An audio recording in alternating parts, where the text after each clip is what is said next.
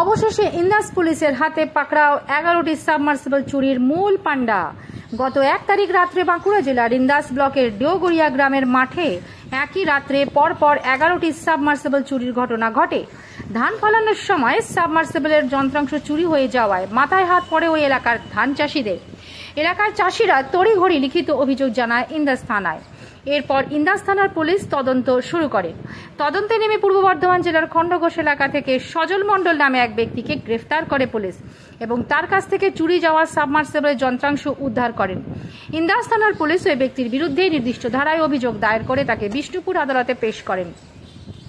ধান ফলানোর সময় সাবমার্সিবল চুরি হয়ে যাওয়ায় মাথায় হাত পড়েছিল এলাকার ধান চাষিদের। অবশেষে দ্রুততার সঙ্গে ইন্দাস থানার পুলিশ চোরকে গ্রেফতার করায় খুশি ওই এলাকার ধান চাষিরা।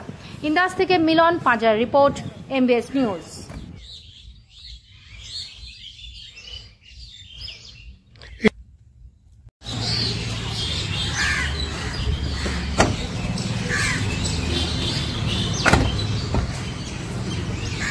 ড্রাইভারটা কই?